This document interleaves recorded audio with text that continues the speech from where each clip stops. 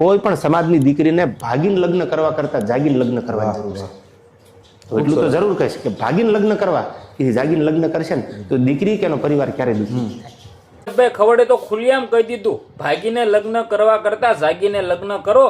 જ્યાં મિત્રો વાત કીધું દેવતભાઈ ખવડનો સોશિયલ મીડિયાની અંદર વિડીયો વાયરલ થયો છે. એવા વિડીયો ક્યાંક ને ક્યાંક જૂનો છે, પરંતુ જે રીતે અત્યારે જે ભાગીને દીકરીઓ લગ્ન કરી રહી છે, ત્યારબાદ તેમના ઘરના ફેમિલીના લોકોને તો નીચે જોવાનો વારો આવ્યો છે, પરંતુ સમાજને પણ નીચે જોવાનો વારો આવ્યો છે. ઘણા બધા એવા કિસ્સાઓ જોવા મળી રહ્યા છે. કિંજલ રબારી હોય કે પછી કંઈક ને કંઈક અત્યારે જે કિસ્સો કિંજલ રબારીનો છે, આરતી સંઘાણી હોય, કિંજલબેન દવે હોય, આ બધા મામલે કંઈક ને કંઈક સમાજના લોકોએ વિરોધ કર્યો છે.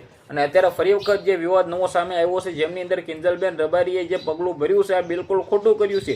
રબારી સમાજના લોકો અત્યારે ખુલ્લેઆમ ગુસ્સે થયા છે, લડી લેવાના મૂડમાં છે કે ભાઈ આ જે ઘટના ઘટી છે આને અમે અત્યારે ચલાવી લઈશું તો આવનારા ટાઈમની અંદર ઘણી બધી દીકરીઓ આવું કરી શકે છે. અને ત્યારબાદ તેમને તો કહેવાનો મોકો મળી જશે કે આ બેને પણ આવું કર્યું તો અમારે શું વાંધો છે.